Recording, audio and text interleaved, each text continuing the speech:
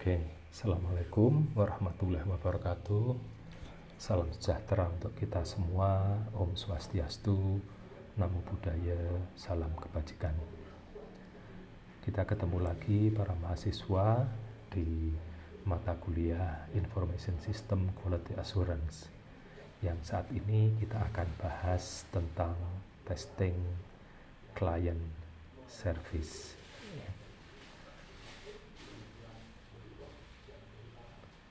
Mata kuliah ini atau sesi ini adalah pengganti mata kuliah pada pertemuan ke-14 karena waktu itu saya dalam kondisi sakit. Baik, kalau sebuah perusahaan itu ingin mengubah arsitektur sistem informasinya yang barangkali sebelumnya adalah arsitektur tunggal, hanya isinya adalah klien saja. Nah, kemudian akan berubah menjadi arsitektur klien server arsitektur, maka tentu saja harus dipahami apa itu client server arsitektur. Pada prinsipnya, client server arsitektur itu terdiri dari PC yang merupakan workstation, yang sering juga disebut dengan client workstation, lalu dia akan mengakses aplikasi server. Jadi program transaksi dan request dari client server, dari client workstation itu akan diterima oleh application server. Lalu di belakang application server ini itu seringkali ada back-end processing. Disitulah dikelola berbagai transaksi atau berbagai proses-proses, atau bisa juga akses database yang ada di back-end processing ini, ya. Jadi dalam client server arsitektur itu seringkali aplikasi berada di client workstation, PC pengguna, dan tidak sepenuhnya berada di server. Application server itu tugasnya adalah memproses permintaan atau request dari klien, dan kadang di application server ini juga ada logika bisnis atau katakanlah di situ ada perhitungan-perhitungan tertentu yang berkaitan dengan pekerjaan di kantor tersebut, kemudian juga mengelola transaksi dan juga permintaan database ke back-end database tadi, back-end processing tadi, ya. Nah, di back-end processing inilah nanti pekerjaan berat yang lebih muncul, ya. Jadi perbedaan antara client server arsitektur dengan arsitektur tunggal klien saja itu adalah karena softwarenya itu sekarang tidak sepenuhnya berada di server, ya. Oke. Nah, kalau sebuah organisasi ingin mengubah arsitektur sistem informasinya, itu tentu saja harus ada kesiapan organisasi terlebih dahulu, ya.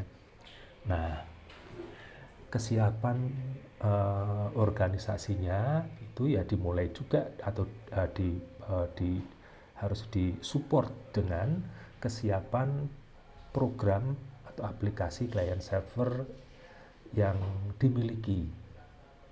Nah, jika organisasinya itu belum siap, tentu saja nanti akan punya resiko yang tinggi, karena memang perubahan ini yang muncul ini termasuk sulit, ya.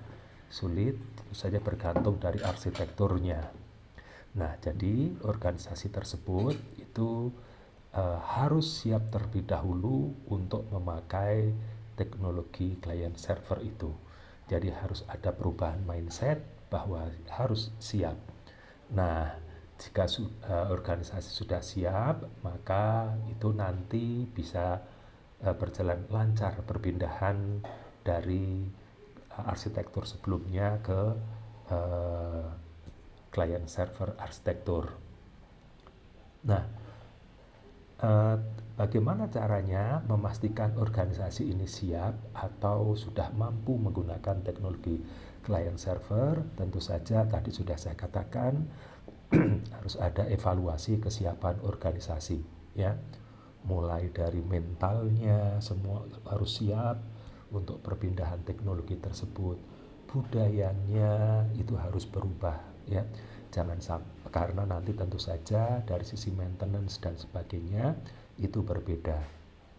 Dari sisi aplikasi juga berbeda. Jadi kalau mental dan budaya juga skill ini tidak diubah, tentu nanti itu akan mengurangi kesiapan organisasi tersebut. Begitu juga dengan SDM dan fasilitas, itu juga harus dievaluasi, harus sudah siap terlebih dahulu. Nah, yang kedua tentu saja harus dilakukan pelatihan, ya, untuk klien server tersebut. Harus ada perubahan mental dulu, perubahan budayanya. SOP yang sebelumnya itu hanya untuk teknologi yang sebelumnya, ya, hanya mengakomodir teknologi yang sebelumnya. Nah, harus diubah supaya bisa mengakomodir teknologi yang baru ini. Nah, jadi di tim IT ini harus berubah. Nah, banyak kekhawatiran terkait perubahan atau perubahan arsitektur client server ini. Nah, karena kita bicara tentang sistem information system quality assurance, maka tentu berkaitan erat dengan pengujian yang ada dalam client server tersebut. Nah, hal-hal yang harus dikontrol yang pertama adalah kesiapan organisasi. Manajemen harus siap dan mendukung. Akan sangat sulit sekali suatu organisasi terjadi perubahan budaya kalau dari manajemen itu tidak berubah, ya. Lalu instalasi client server, ya, baik kliennya atau servernya itu harus berjalan dengan baik, ya, dan dukungan server itu harus optimal. Nah, jadi organisasinya itu harus siap dimulai dari aplikasi kliennya, servernya, lalu dari sisi manajemennya sendiri. Lalu kemudian yang kedua itu adalah instalasi kliennya, ya. Dari klien-klien yang sudah disiapkan itu hardware dan software itu memang harus cocok.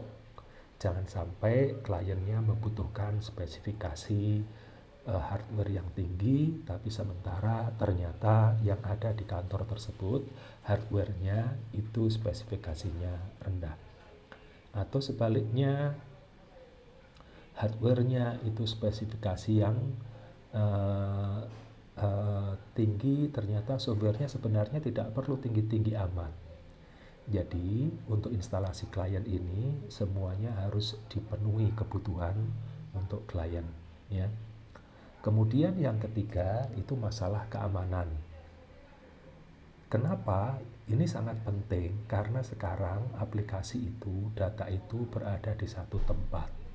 Jadi kalau data tersebut berada di satu tempat, lalu kemudian ada intruder masuk ke data tersebut, maka boleh dikatakan semua orang itu akan mendapatkan data yang tidak benar, ya.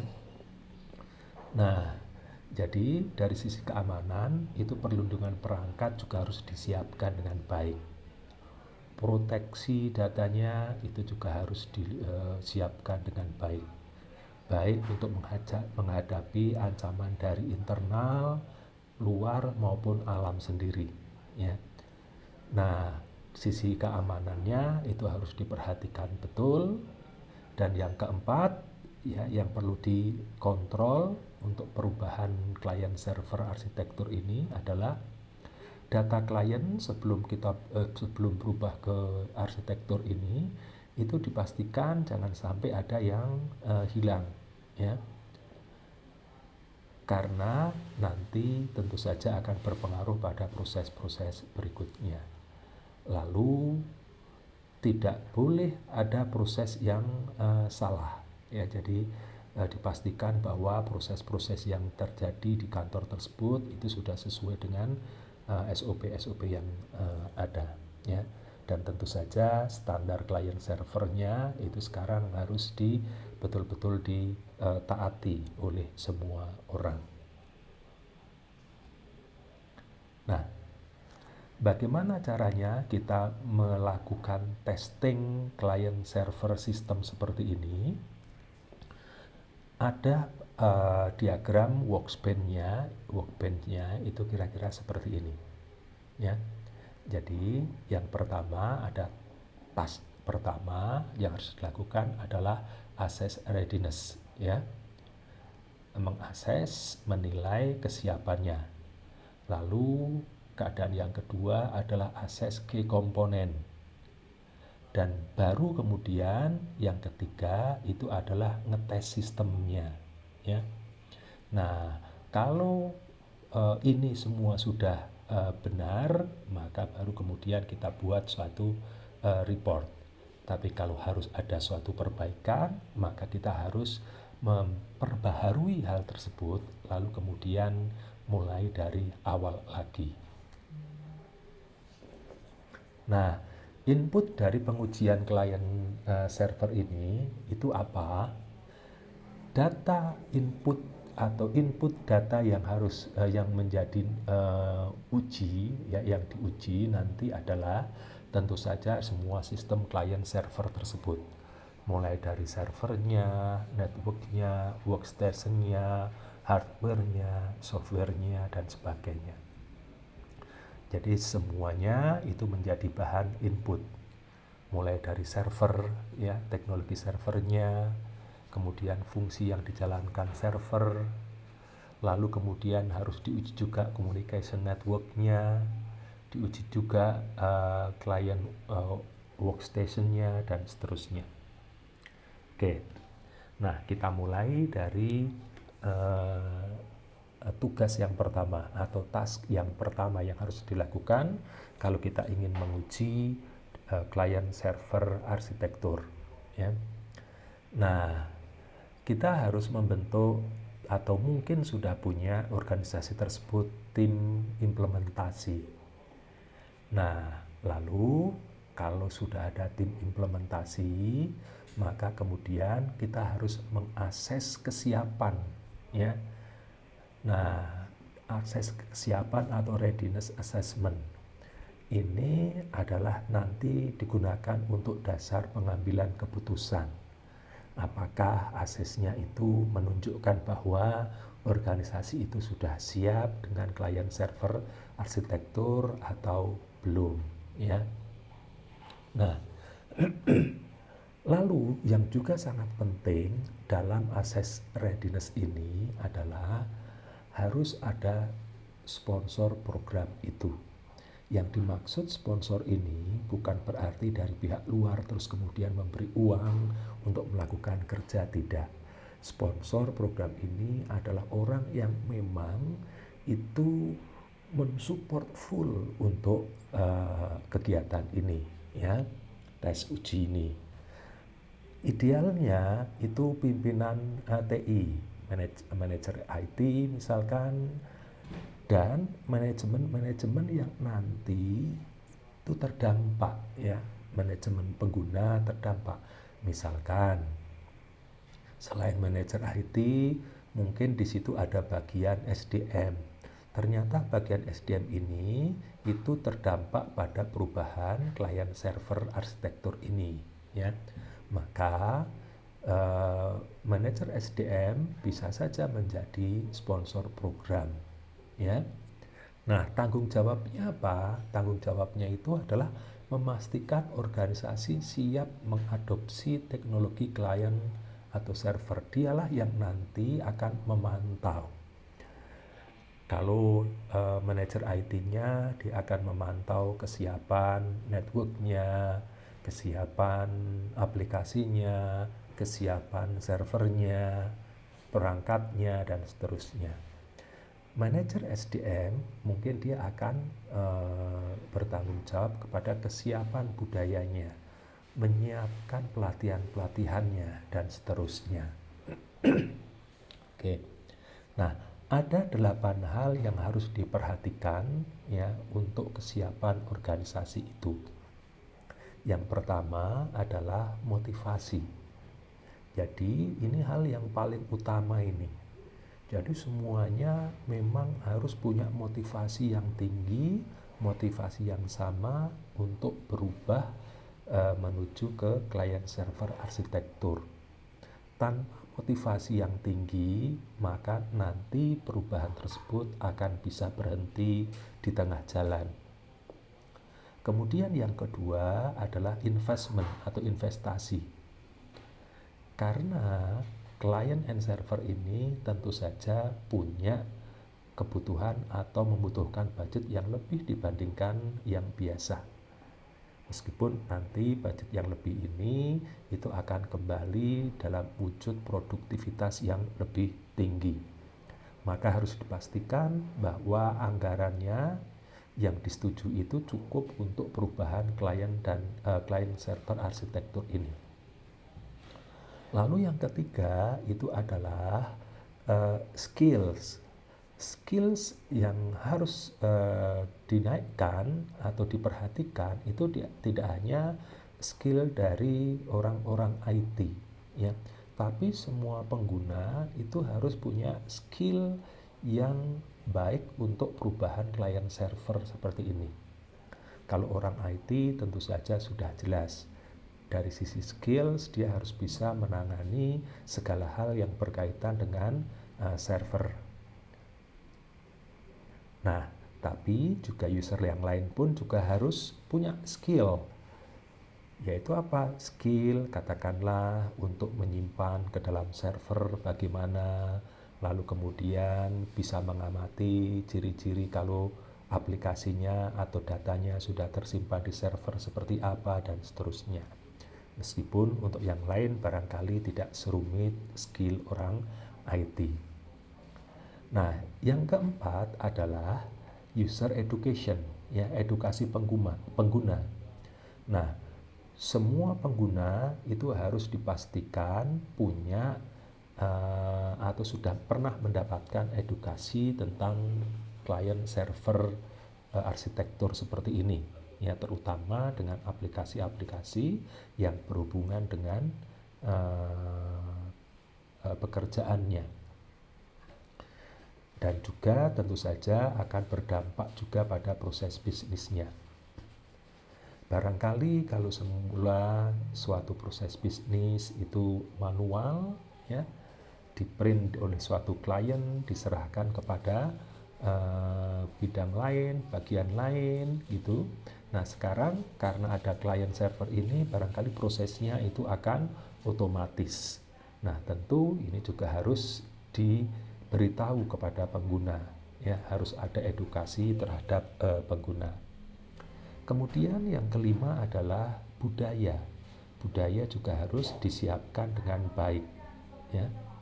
Yang keenam itu adalah support staff pendukung. Nah, support staff ini dia memang harus siap untuk atau dimintai tolong oleh bagian-bagian lain berkaitan dengan perubahan-perubahan tersebut. Dan yang perlu diperhatikan, support staff ini tidak hanya melulu pekerjaan orang IT, tapi bisa juga orang SDM dan sebagainya yang mempunyai atau memiliki atau owner suatu proses bisnis. Kemudian yang ketujuh adalah alat bantu. Harus ada tersedia alat bantu dan tools client server yang dimiliki oleh perusahaan tersebut, ya. Dan yang terakhir adalah software development process itu harus sudah mature, ya, kematangan proses untuk membangun software. Nah, ini juga penting karena nanti jika ada suatu perubahan pada software, maka tentu saja bisa ditangani dengan baik kalau kematangan proses membangun software di organisasi itu sudah baik. Nah, masih berkaitan dengan tugas yang pertama, yaitu tentang assessment readiness, ya. Nah, software development process maturity levels itu kayak apa? Jadi tadi dikatakan di bagian nomor 8 bahwa organisasi tersebut itu harus sudah punya kematangan dalam proses untuk membangun development, ya. Oke. Nah, yang pertama adalah tahap level yang pertama itu adalah ad hoc. Jadi proses pengembangannya itu belum baku. Cara kerjanya itu masih individual. Itu, ya. Nah, cara yang kedua atau level yang kedua itu adalah repeatable. Jadi prosesnya mulai stabil dan dapat diulang, ya. Jadi kalau cara yang pertama itu, kalau level yang pertama itu, misalkan ada suatu permasalahan, ya udah dia kerjakan. Nah, semakin berulang punya pengalaman. Nah, pengalaman itu kemudian berarti sudah masuk ke level yang kedua. Sudah pernah melakukan hal tersebut, maka kemudian bisa diulang, ya. Nah, level yang ketiga itu adalah konsisten. Nah, kalau konsisten itu prosesnya memang sudah terdokumentasi, didefinisikan secara formal, diterapkan secara konsisten, ya, dan pengembangan dapat mengandalkan kualitas hasil kerja, ya, jadi sudah terstandarisasi. Nah, yang keempat itu adalah measured, ya, jadi terukur. Jadi tujuan-tujuan atau proses-proses itu diukur dan dianalisis secara otomatis. Nah, jadi pada tahap ini itu nanti akan tahu apa yang kurang dan sebagainya, itu bisa diperbaiki. Baru level yang terakhir, kematangan terakhir itu adalah optimize, ya, continuous improvement. Jadi dari measure tadi, terukur tadi, maka kemudian tahu apa yang harus diperbaiki pada proses tersebut. Nah, model ini sangat penting di sebuah perusahaan karena mencerminkan tahapan evolusi nyata dari organisasi tersebut ketika membangun suatu software, ya. Dan setiap level itu harus dicapai secara realistis dari level sebelumnya, jadi tidak loncat-loncat. Meskipun mungkin dari level 1 ke level 2 waktunya tidak terlalu lama, ya. Tapi akan ada tahapan tersebut dengan baik, ya. Dan level kematangan ini nanti akan membantu menentukan prioritas peningkatan setelah posisi organisasi itu diketahui, ya. Jadi dengan kata lain, maturity level ini sangat penting bagi perusahaan untuk memajukan pengembangan aplikasi. Oke. Nah, sekarang bagaimana caranya melakukan assessment kesiapan client server? Nah, untuk membangun assessment kesiapannya itu langkah yang pertama itu adalah membentuk grup perwakilan dari organisasi untuk pengembangan assessment, ya. Jadi bentuklah tim itu. Nah, bentuklah tim. Lalu yang kedua adalah gunakan kertas kerja. Nanti akan saya kasih contoh kertas kerjanya kayak apa, worksheet-nya kayak apa. Nah, lalu langkah yang kedua adalah setelah timnya sudah terbentuk dan sudah ada kertas kerjanya, evaluasi 8 dimensi tadi, ya, yang di awal tadi. Nah, langkah yang ketiga baru kemudian dinilai apakah masing-masing kesiapan tersebut itu levelnya tinggi, sedang, rendah, atau mungkin malah tidak ada, ya. Kalau tinggi ya berarti tim puas itu, jadi tidak ada hambatan dan kemungkinan besar akan berhasil untuk menerapkan client server arsitektur, ya. Tapi kalau tidak ada ya berarti belum siap sama sekali. Jadi tidak ada yang nilainya rendah untuk dari semua 8 dimensi tadi. Oke. Nah, sekarang task yang kedua. yaitu menilai komponen kunci teknologi client server. Nah, kita ingat bahwa prinsip dasar jaminan efektivitas ya, jika komponen kunci teknologi sudah terpasang dan berfungsi, itu mereka akan memberikan sebagian besar jaminan yang diperlukan untuk pemrosesan yang efektif. Jadi hal-hal yang menjadi suatu kunci, komponen kunci itu nanti menjadi jaminan bahwa prosesnya itu akan berlangsung secara efektif ya. Oke. Nah, 4 komponen kunci untuk diakses sebelum pengujian yang lebih rinci itu adalah yang pertama, itu memang di tiap-tiap klien itu sudah terinstal dengan baik ya. Aplikasi di tiap-tiap klien itu diinstal dengan baik. Kalau sistemnya itu client server itu berbasis web, berarti di setiap klien itu nanti harus sudah diinstal browser yang memang dibutuhkan oleh server ya. Jenis browsernya apa, lalu kemudian versinya berapa minimalnya dan seterusnya. Lalu kunci yang kedua adalah keamanan sistem yang memadai. Itu juga harus dicek ya, bahwa sistem itu punya keamanan yang baik dari sisi jaringan, itu tidak ada permasalahan, dari sisi aplikasi itu tidak drop kalau misalkan gunakan, dari sisi server itu ternyata tidak turun performanya kalau dipakai oleh seluruh klien ya. Nah, yang ketiga itu perlindungan data klien itu juga menjadi suatu kunci ya. Jadi jangan sampai ada data klien itu yang hilang ya dalam proses tersebut. Nah, lalu kemudian standar dari klien server itu harus berlaku dan berfungsi. Nah, kalau dari keempat ini itu tidak terpasang atau tidak terinstal atau tidak ada dengan baik, maka akurasi dari pemrosesan testing nanti tidak akan berjalan dengan baik ya. Jadi pada saat testing ternyata software di klien bermasalah, tentu saja nanti tidak akan berjalan dengan baik ya. Networknya ternyata tiba-tiba ngadat, tentu tidak akan berjalan dengan baik. Nah, kalau sudah terpasang dengan baik, maka nanti kita gunakan daftar periksa kunci atau alat bantu evaluasi. Tuh. Oke. Nah, tugas yang ketiga itu adalah menilai kebutuhan klien, ya. Apa saja yang dibutuhkan oleh klien supaya nanti pekerjaannya menjadi lancar setelah di-assess tadi, ya. Ternyata tantangannya misalkan jumlah kliennya itu ternyata banyak, terus beragam ya. Nah, itu berarti sistem harus memenuhi keadaan tersebut ini ya. Nah, dari pihak sponsor tadi itu harus mengusahakan supaya kebutuhan klien itu betul-betul tercapai itu.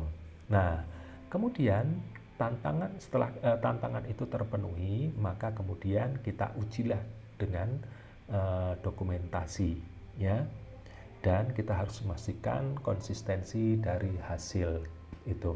Nah, karakteristik kunci untuk diperiksa ya, jadi hal-hal yang akan diperiksa tadi itu harus mempunyai ciri-ciri yang baik sebagai berikut. Format data untuk asesmen itu harus dapat digunakan oleh klien dan perangkat lunak lain ya. Kelengkapan datanya itu juga harus disiapkan dengan baik. Dokumentasinya harus sudah ada. Terus hasilnya atau apapun dokumen-dokumen itu ditulis sesuai dengan ditulis oleh orang yang punya kompetensi ya, dan mudah digunakan itu. Oke, nah sekarang seperti tadi saya katakan, saya akan memberikan contoh tentang dokumen asesmen tadi ya. Oke, sebentar saya coba untuk mencari dokumennya terlebih dahulu. Oke.